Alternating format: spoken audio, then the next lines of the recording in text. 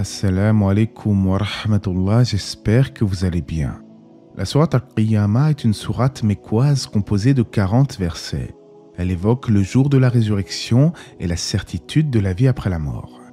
Allah commence tout d'abord par jurer par le jour de la résurrection et par l'âme qui ne cesse de se blâmer. Non, je jure par le jour de la résurrection, mais non, je jure par l'âme qui ne cesse de se blâmer. Comme nous l'avons vu dans la précédente vidéo sur la purification de l'âme se divise en 3 catégories dans le Coran. L'âme apaisée, en paix avec elle-même, l'âme tourmentée qui ne cesse de se blâmer concernant ses actions et l'âme perverse qui incite au mal. Allah questionne ensuite l'homme. Pense-t-il réellement que ces eaux ne seront pas rassemblées? En d'autres termes, croit-il que la résurrection n'aura pas lieu? Et le Créateur répond à cela en disant « Mais si, nous sommes capables de remettre à leur place les extrémités de ses doigts. » Pour tout vous dire, ce verset m'a toujours fasciné de par sa précision. En effet, chaque individu possède une identité unique grâce à ses empreintes digitales situées à l'extrémité de ses doigts. Aujourd'hui, cela nous semble une évidence, mais il y a plus de 1400 ans, qui aurait pu en avoir connaissance? Comment le Coran aurait-il pu nous transmettre une telle précision sans être d'origine divine? À méditer. S'il est vrai que les exégètes classiques n'ont pas mentionné les empreintes digitales dans leur tafsir, c'est probablement parce qu'à leur époque, leur rôle n'avait pas encore été élucidé. Mais lorsque l'on trouve des corrélations étonnantes entre la science moderne et le Coran, pourquoi se priver de partager les informations? La sourate continue en nous disant que l'homme préférerait plutôt continuer à vivre en libertin, c'est-à-dire qu'il préfère la voie de la dépravation à la guidée. Il interroge à quand le jour de la résurrection, lorsque la vue sera éblouie et que la lune s'éclipsera et que le soleil et la lune seront réunis. Cela signifie qu'au jour de la résurrection, la vue sera éblouie en raison de la frayeur des événements. Les gens auront alors les yeux hagards et seront plongés dans un profond désarroi. Le soleil et la lune seront alors réunis.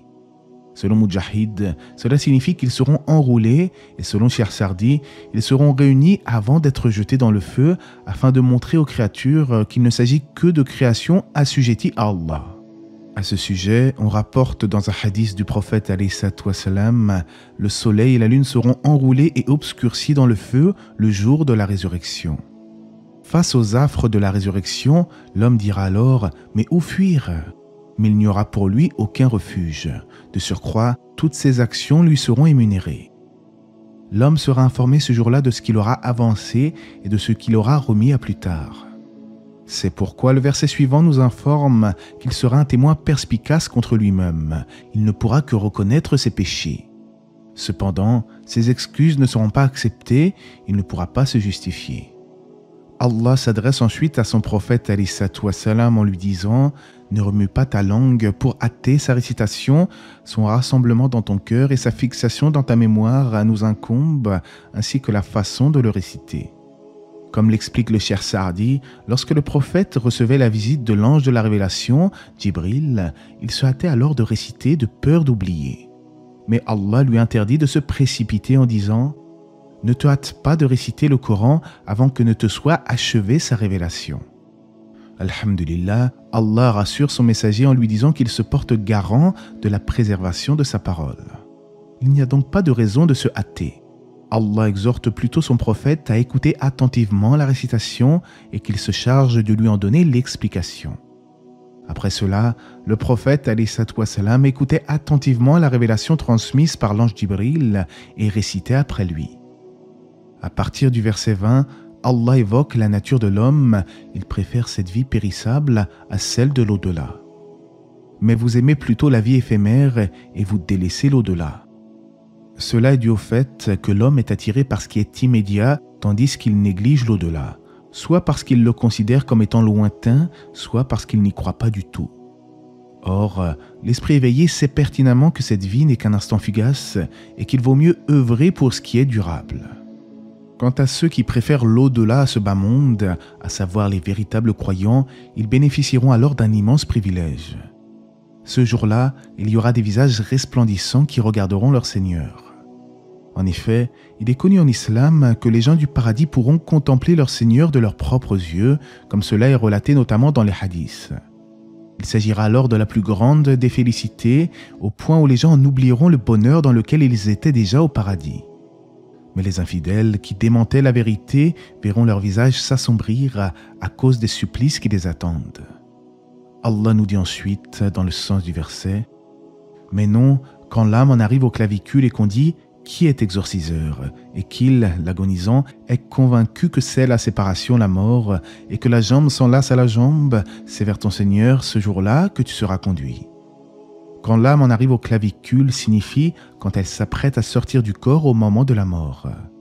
Puis le passage « Et qu'on dit « Qui est exorciseur ?» cela signifie « Y aura-t-il quelqu'un pour soulager cette âme agonisante, le guérir ou lui faire ruqya ?»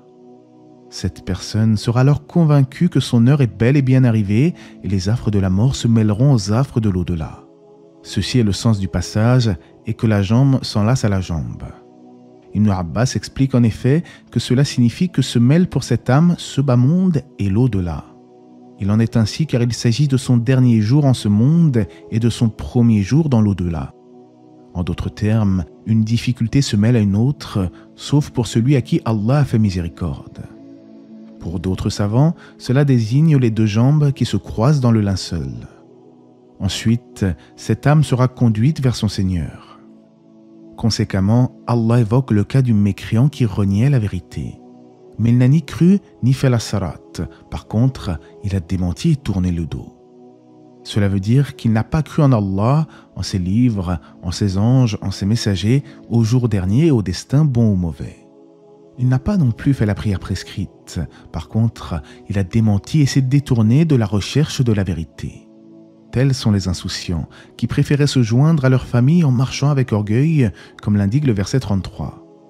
Allah déclare alors que le malheur s'abatte sur ces mécréants, et cela à plusieurs reprises. Et encore, malheur à toi, malheur, l'homme pense-t-il qu'on le laissera sans obligation à observer? Au contraire, Allah ne nous a pas négligés, mais il nous a plutôt délivré ses révélations, dont la dernière en date est le Coran, guide ultime pour l'humanité. C'est avec ce Coran que le Créateur nous enjoint à l'adorer et à délaisser ses interdits. Dans les derniers versets, Allah nous rappelle que l'homme n'était qu'une goutte de sperme avant qu'il ne soit formé harmonieusement par son Seigneur. Il a fait de l'homme et la femme deux éléments de couple.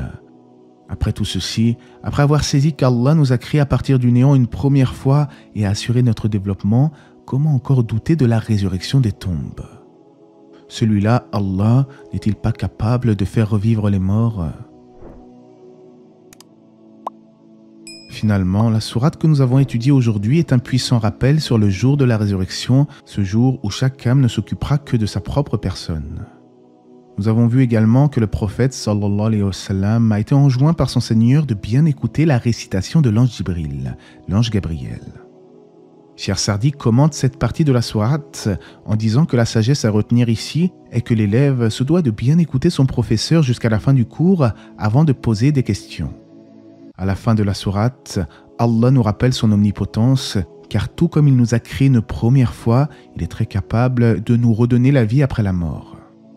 Et Allah sait mieux. J'espère que ce rappel vous aura été profitable, que la paix et les bénédictions d'Allah soient sur le prophète, sa famille et ses compagnons.